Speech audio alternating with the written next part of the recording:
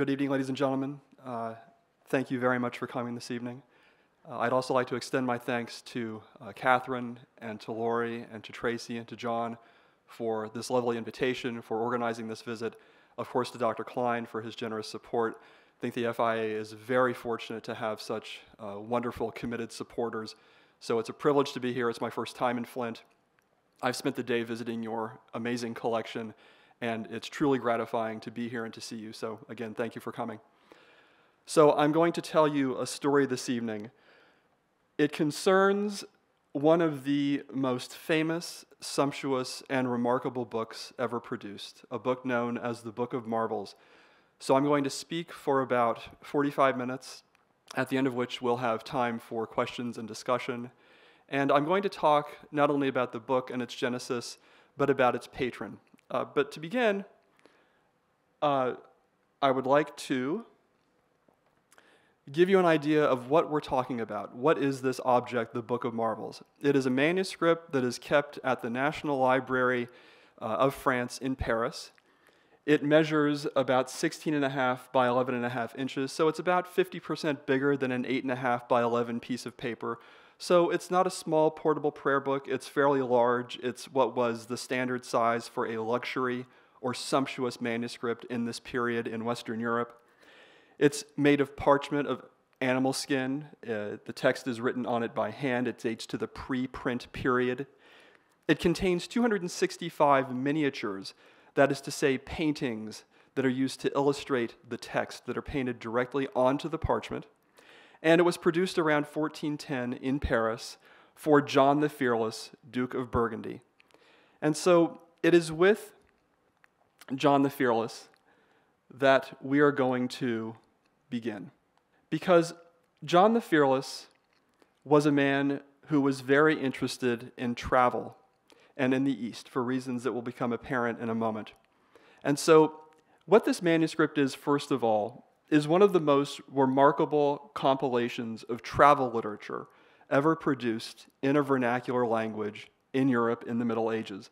The book opens with the story of Marco Polo's travels, and I give you here the dates when these texts were produced. Polo was away from 1271 to 1295. He wrote his text in 1298. Then we have the book of Odoric of Pordenone, who was an Italian Franciscan who also went to China and to India and around the Middle East. We have the book of William of Boldenzele, his Itinerarius, which is the story of his pilgrimage to the Holy Land. We have the letter from the Khan Uzbek to Pope Benedict XII. We have a letter from the Alans, who were an Iranian people who had been converted to Christianity, that they wrote to the Pope in around 1338. We have a note on the dating of these two letters. We have the Pope's reply to these peoples. We have a text most likely written by a Franciscan monk titled On the Estate and Government of the Great Khan of Cathay, Cathay being the medieval European term for China. We have the book of John of Mandeville, here erroneously ascribed to a William of Mandeville, a fictitious travel account of around 1360. We have the book of Brother Hayton. Hayton was an Armenian royal, about whom more in a moment, who became a monk late in life and wrote an account of the Mongols and the Turks. And the manuscript concludes with the book of Friar Ricaldo of Montecroce, who was a Dominican who lived in Baghdad and traveled around the Middle East between 1290 and 1300.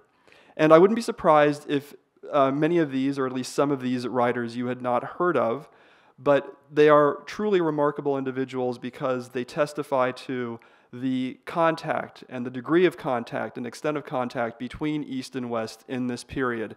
I suspect that many of you came here tonight not aware of the fact that, for example, as of 1307, there was a Franciscan archbishop in Beijing, but that is the truth. And there was a great deal of back and forth between East and West in this period. And this is one of the things that makes the Book of Marvels such an important testament to the global past.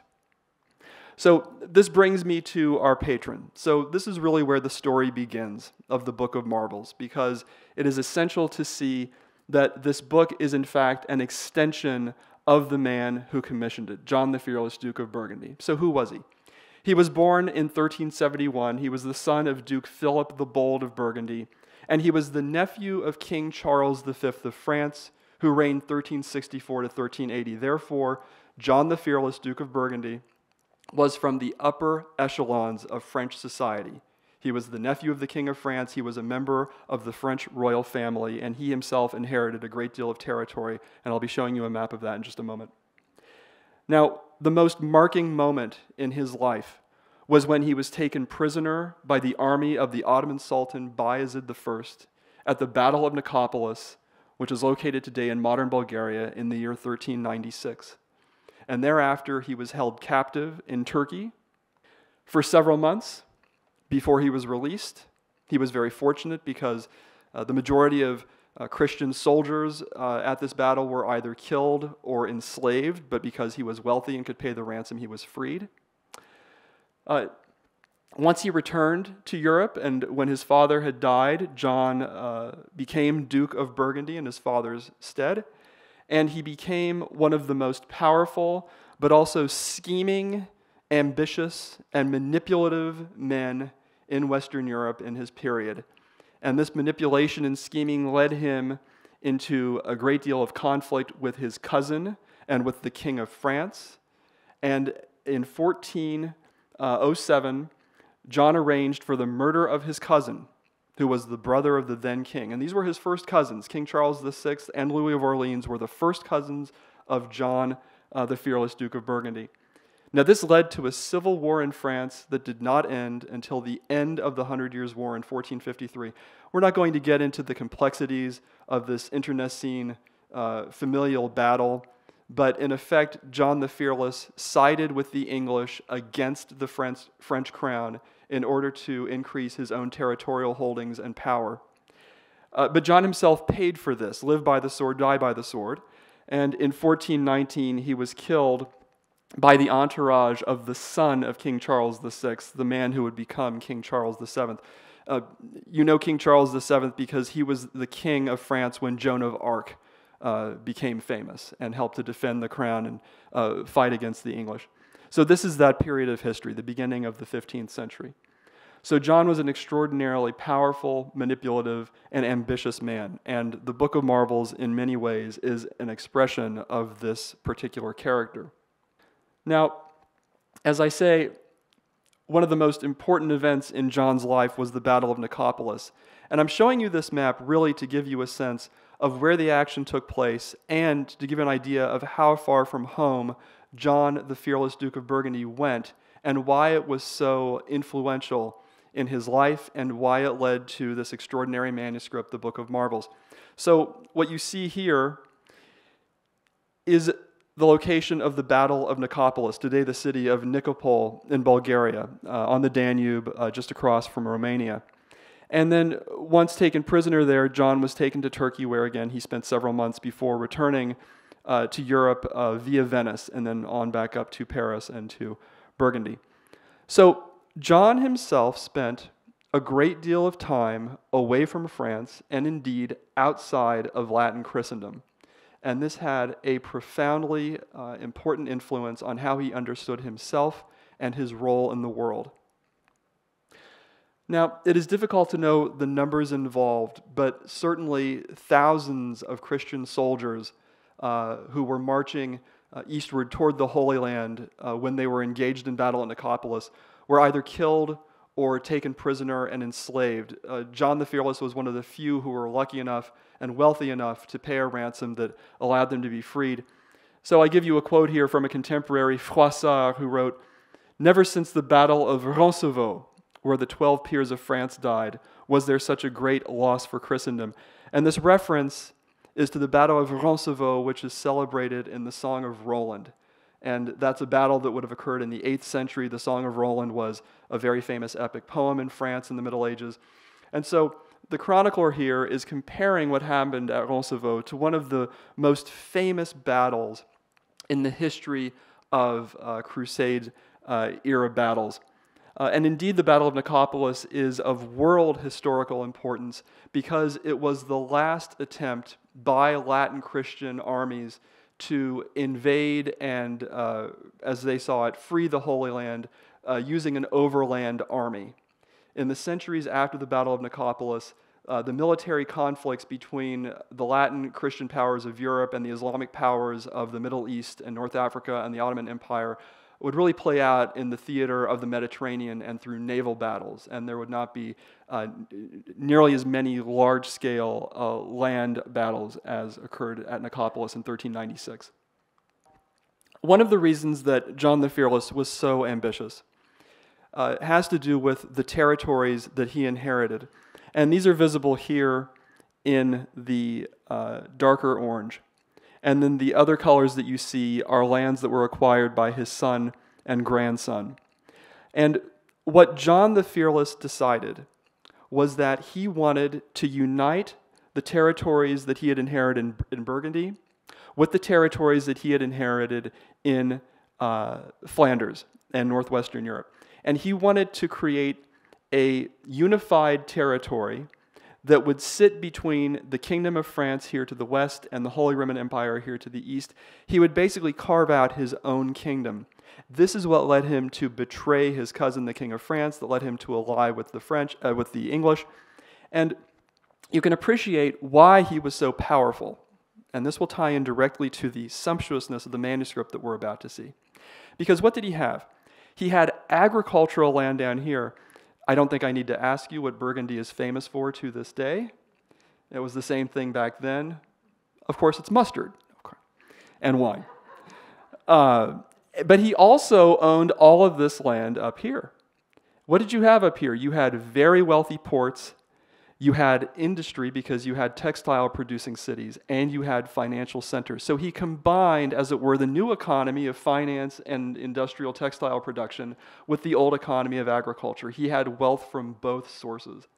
And with this wealth, he was able to buy armies, he was able to buy political influence, he was able to pay the assassins who killed his cousin, he was able to manipulate the political situation and greatly weaken the Kingdom of France.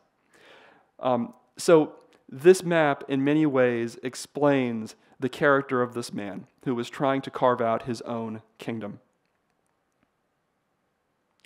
Now this brings us to our book and to this exceptional miniature on folio 226 recto, which shows a monk kneeling in front of John the Fearless and presenting a book to him. I'm going to show you a detail of all of these images, and here we have this detail.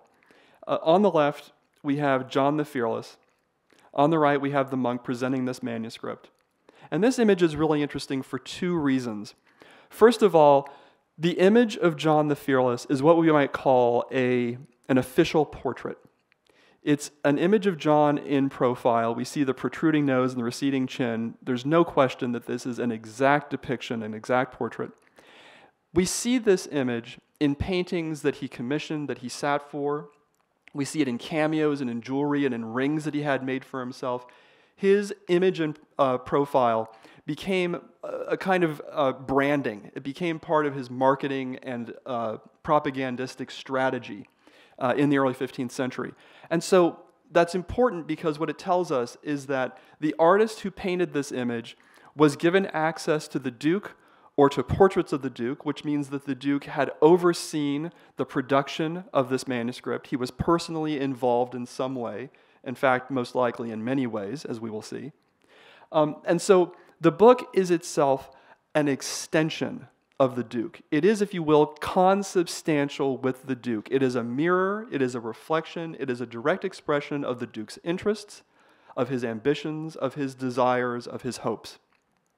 Now, the other reason this image is interesting has to do with this figure here. This is our Armenian monk, Hayton, who was a member of the Armenian royal family. He was a prince before, at the end of his life, he became a monk. And in 1307, he was living in France, in Poitiers, and he composed a history of Central Asia that told the story of the rise of the Mongols and the Turks. Now, what's truly fascinating here is that Hayton died a generation before John the Fearless was born. So it is not possible that these two men met. So this is not a depiction of a real historical event. Instead, it is an imagined scene that combines these two men in a single space. Now, why would you do that? You would do it because before he became a monk, Hayton had been a soldier. and he had fought alongside the Mongols against, you guessed it, the Turks. And who else fought against the Turks in this image? The Duke did. And so what we see is that this is actually a portrait of two Christian warriors, two Catholic warriors, who had both fought against the Turks and who had both earned a great deal of prestige and gained important experience and knowledge because of their travels and their travails. And so here we have John the Fearless, who, as it were, not only commissions, but really brings the book into existence because of his experience as one who traveled to the East, was taken prisoner, suffered, fought for Christendom, and then returned to France to bring his own knowledge back to his compatriots and back to his family. This brings me to the topic of the authors who are depicted in this manuscript. Why were these particular texts chosen? Why was it that the Duke identified so closely with the authors and the texts that are contained in this manuscript? And so this is a first example. I'm going to show you 3 examples of authors.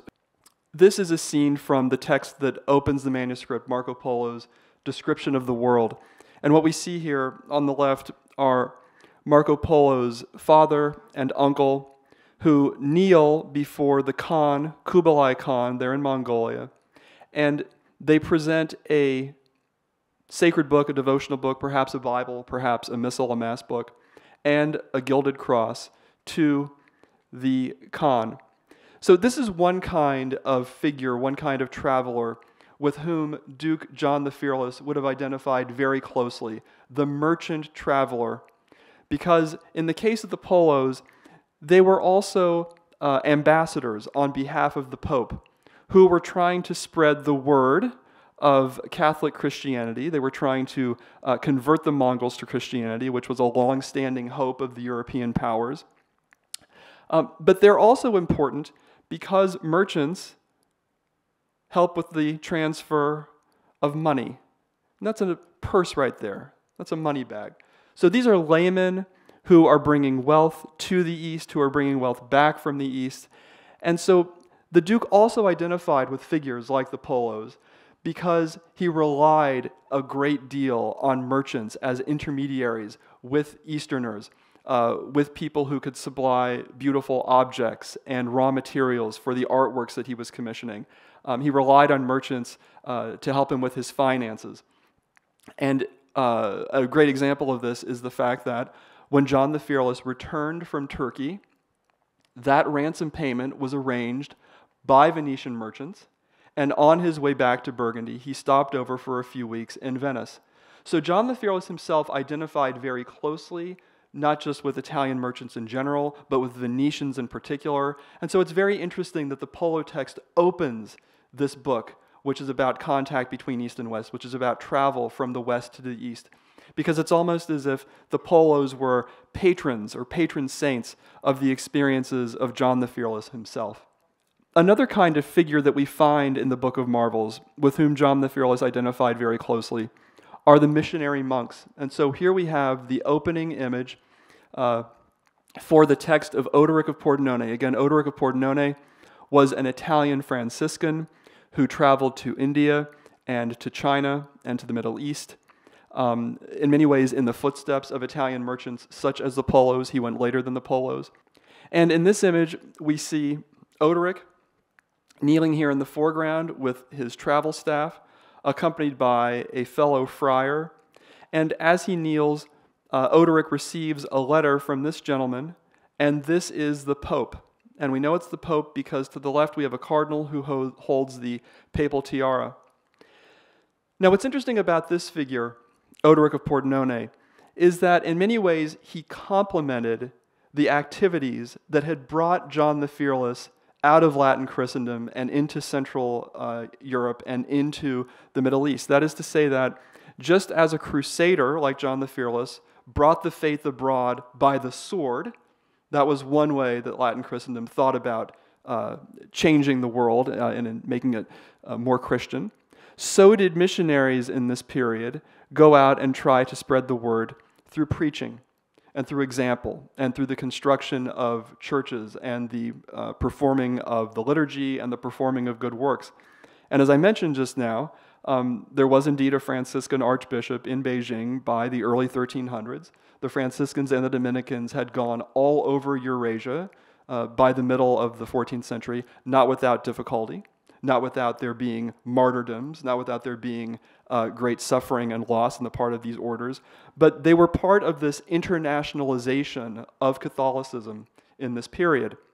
And so I think that John the Fearless, when he commissioned this manuscript, felt very much that just as he had tried to bring Christianity abroad through warfare, by the sword, through violence, so did missionaries practice another kind of spreading of the word. And so, again, this is like a mirror of John the Fearless himself. He feels a deep resonance with these figures. And this brings us to the third kind of figure that we find depicted in this manuscript. So far we've seen a merchant, we've seen the missionary friars, and now we come to John Mandeville.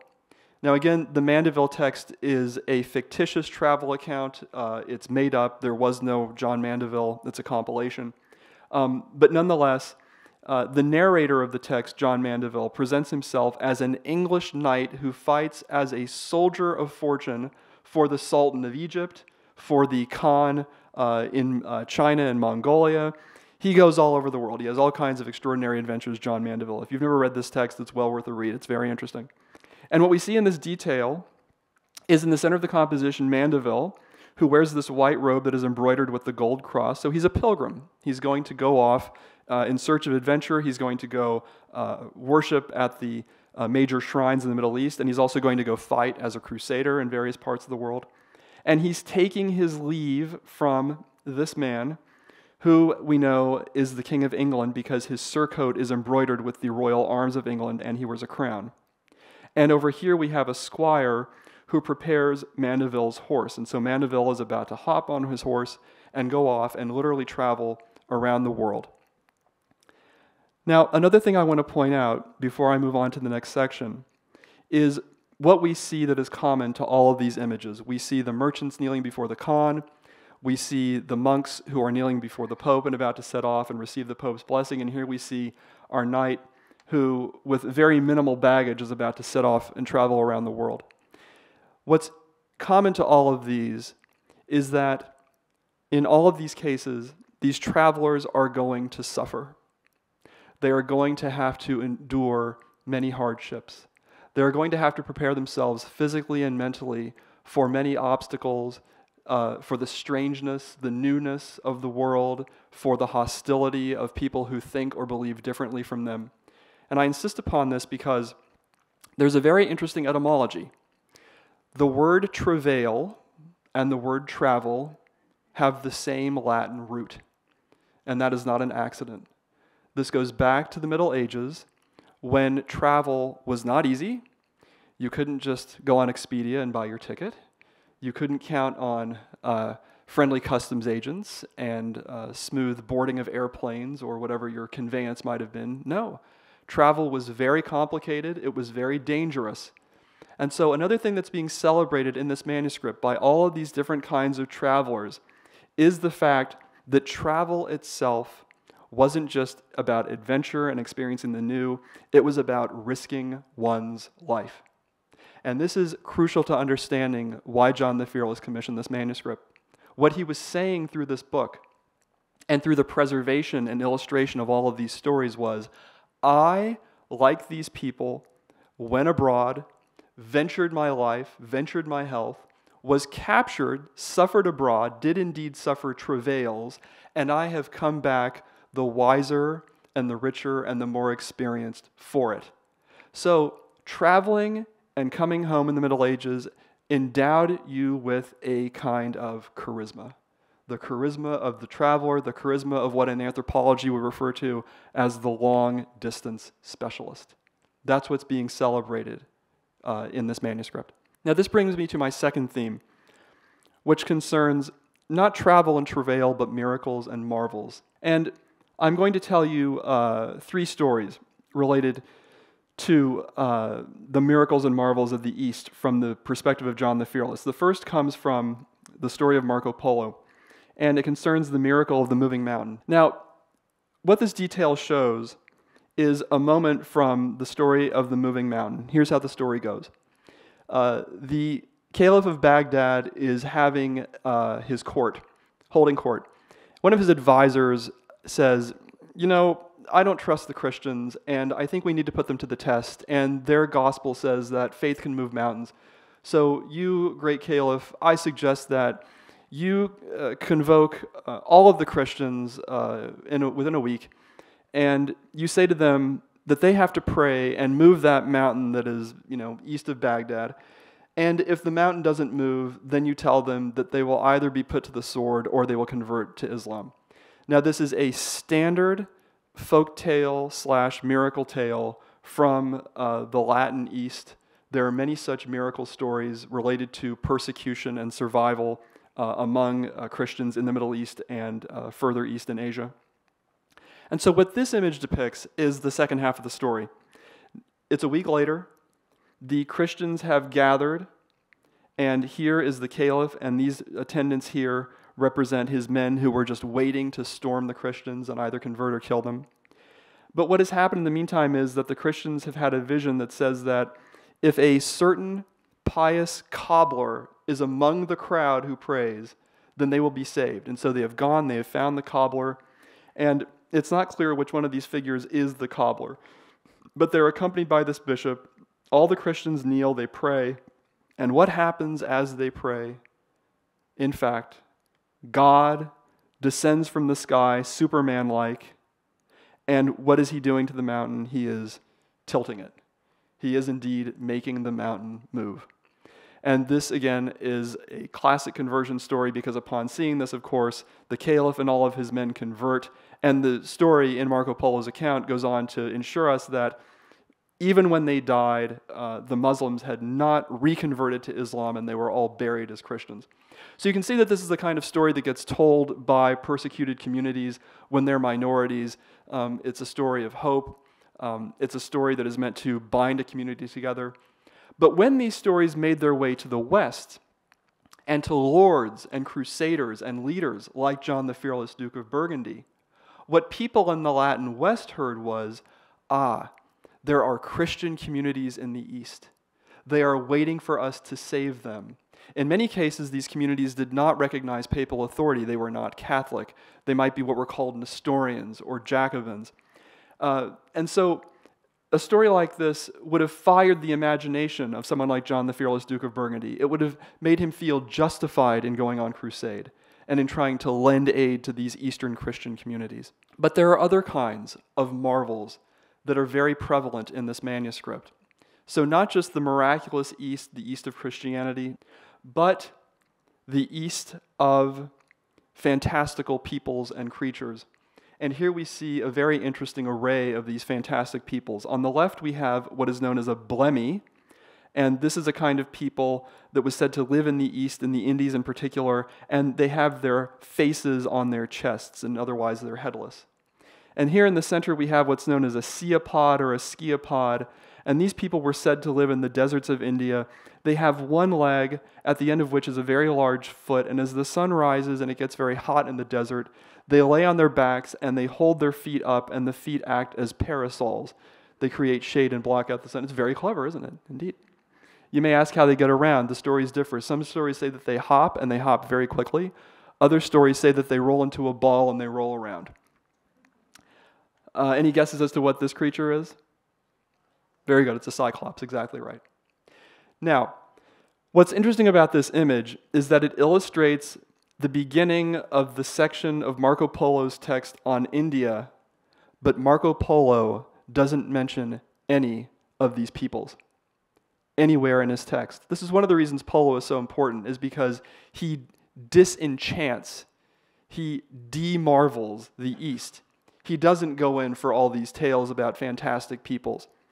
So what has happened here? Well, the artist who was commissioned to illustrate this part of the manuscript fell back on an ages-old visual repertory, the visual language of the marvels of India, and he has inserted it here to remind the Duke and the Duke's entourage that India is the land of marvels. And so for someone like the Duke, an image like this was important because what it represented was the infinite creative power of God. And this becomes a very important theme in the late Middle Ages, and especially in the Crusader era.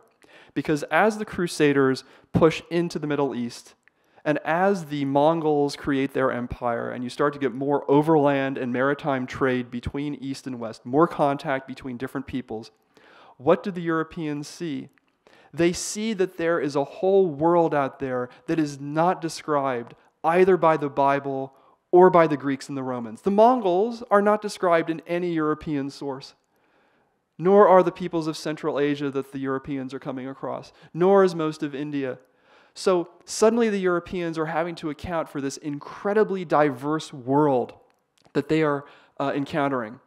And so they're going back to these stories about the marvels of India, and they're beginning to realize that indeed their knowledge of the world is infinitesimally small compared to what is out there. And so they're having to rethink what it means to think about their relationship with God, and what is creation, and what is the vastness of creation, and how little do they know. And so figures like this, even though the Europeans are actually gaining much more knowledge about the world, come back into vogue because they remind the Europeans that there's a great deal of the world that they don't know about. Now, the last kind of marvel that I'm going to discuss concerns the marvels of the natural world. And so here we have an illustration of the Khan hunting elephants and unicorns in East Asia. And what we see in this detail is the Khan and his men. On the left, the Khan here wears a crown. He is riding in front of his troops, and he's shooting an arrow apparently at this elephant. So we have two elephants, and then we have a unicorn. Now, the Europeans had known about elephants for a long time. An elephant had been sent to Charlemagne in the 9th century by the Caliph of Baghdad. So elephants were nothing new.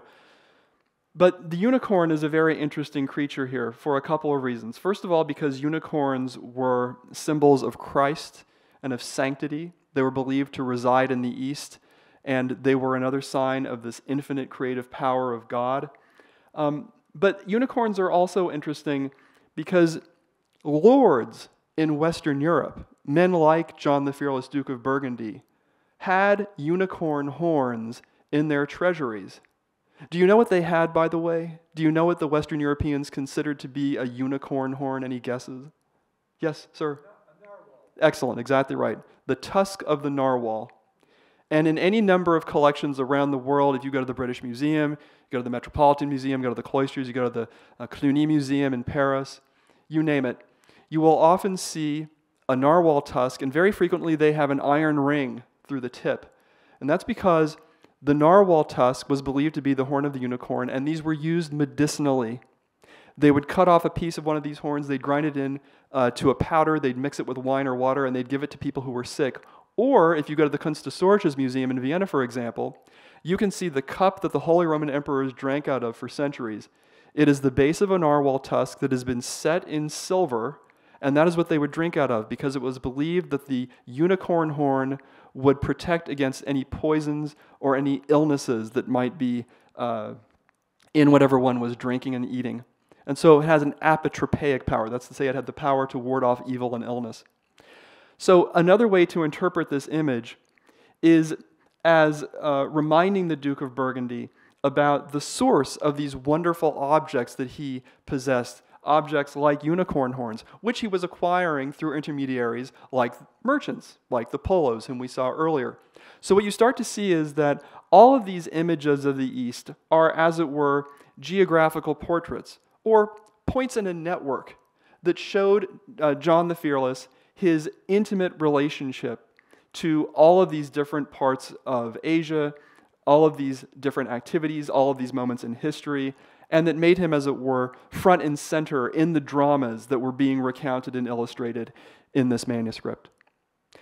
Now this brings me to my last point, which concerns the ways in which the Book of Marvels anticipates the age of exploration and colonization. And this, I think, is one of the most interesting aspects of this manuscript, and I'm hoping that you will feel how it connects us directly to the story of this book, even though this is from the 15th century. So the first thing I want to point out is that this manuscript, again, was made around 1410. So it was made a good 82 years before Columbus lands on Hispaniola in the Caribbean, before he, quote-unquote, discovers America. When we look at this manuscript, what do we see? We see many, many images of international trade. And we have many miniatures that depict boats, and not just any boats, but ocean-going vessels, vessels that were long-haul cargo ships. And I want to point something out about this image because it's very interesting. Any sailors in the audience, by the way? Yeah, it's very hard to sail in Flint, I imagine. But I would like to point out that there are two different kinds of boats that are depicted in this slide. Can you all see that? Back here we have the larger long-haul boats that have the masts and the sails. And look, you can even see the rigging. So these are very carefully depicted. The artist had seen a boat such as this or had a very good model that he was basing it on. But then we have, with those, these smaller boats, which are tenders, which are support and transport vessels, which brought goods from the long-haul ships to the port, to the coast. And so what we see in an image like this is actually the many different stages of the labor that goes into transporting goods in the global 15th century.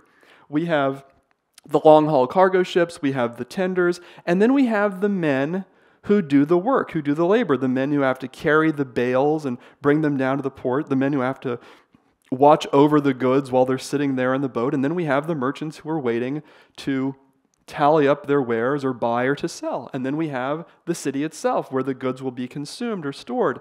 And so every point within the network of global trade is being depicted here. And this is profoundly important because what we see is that already depicted in this manuscript in 1410 is exactly the network and exactly the technologies and institutions, the organization that is going to allow Europe to venture well beyond Europe in the late 15th and early 16th century and to engage in what has been called the Europeanization of the globe. Now, we call this the Age of Exploration. I prefer to call it the Age of Exploration and Colonization or Conquest because, of course, they didn't just explore when they traveled around in the late 15th and 16th and 17th centuries. They also conquered, they also colonized, they also enslaved. And that's one of the reasons that we are here in the US.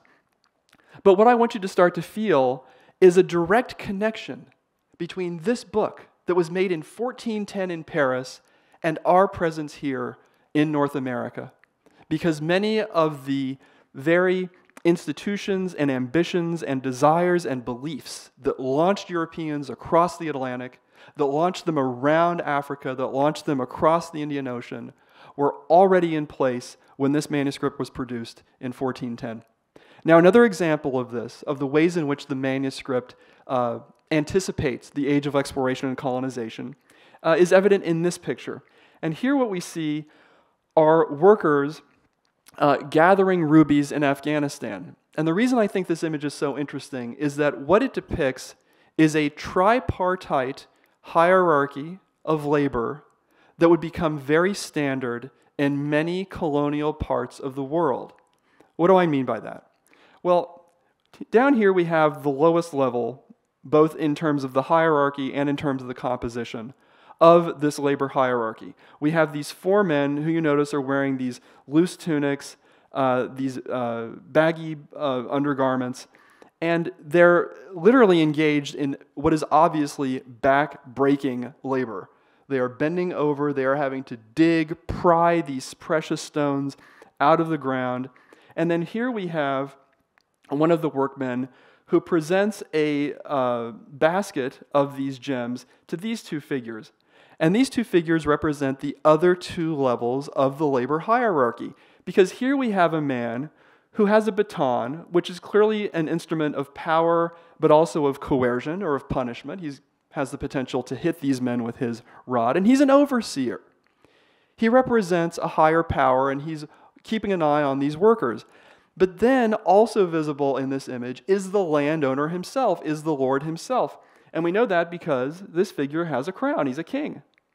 And so what we have here is the king, the man who owns the land, the overseer who runs things for him, and the workers. Again, a tripartite hierarchical division of labor. And this is exactly the system that's going to be imposed in European colonies throughout the world in the age of exploration and colonization. And I want you to notice the postures here. Notice the way that the legs are splayed, the backs are bent. Notice how the king here points his finger, giving a command to these figures. And again, notice the very prominent baton held by the overseer. And notice how these two figures are higher and they look down this diagonal perspective down at these workers. So imagine this is a manuscript, again, made for a lord, made for the Duke of Burgundy, and this is how he understands the world. Yes, of course, there are those who are born into nobility, there are those who are born into power, they rule, they possess, they dominate, and then there is the rest of the world.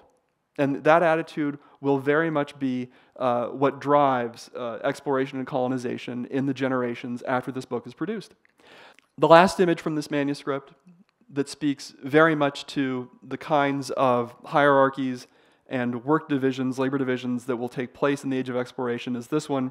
It shows the gathering of peppers in India. And what I think is remarkable about this image is quite obvious. It is the racial division in labor and in hierarchy. So here on the left we have these dark-skinned figures who wear loincloths. Here we have a woman, you can see her breasts here, but she doesn't wear a shirt, she only wears the loincloth. Again, they are bent over, they're shown stooped, they're shown working very hard, engaged in this manual labor. Then we have one of the figures here who appears to be negotiating with a man who is probably meant to be a merchant, although he might be some kind of overseer. He has a knife, which may well be a weapon, a sign of his authority, also a sign of his ability to coerce or to punish. But in any event, he is putting his hand to his mouth, he is testing the pepper, he's seeing if it's any good, apparently. He's testing the quality. The text doesn't say exactly what's going on here, it just tells us that India is a land in which excellent pepper is produced. So what do we have here? As with the scene of the ruby extraction in Afghanistan, we have an image of the exploitation of nature, we have an image of the kinds of labor that go into this exploitation, and that is really the first step in the global economy that already existed in this period, in the early 15th century. Now I want to conclude by comparing these images of labor from 1410 in the Book of Marvels to this image, which depicts a sugar mill. It comes from a treatise that was written in, or published in 1667 in Paris, and that was meant to really market the Caribbean colonies to a European audience, give a sense to Europeans of how efficient the plantations were in the Caribbean, invite people to go there or to invest in these capitalist ventures. And what do we see here? We see dark-skinned slave laborers who are wearing only these baggy short trousers.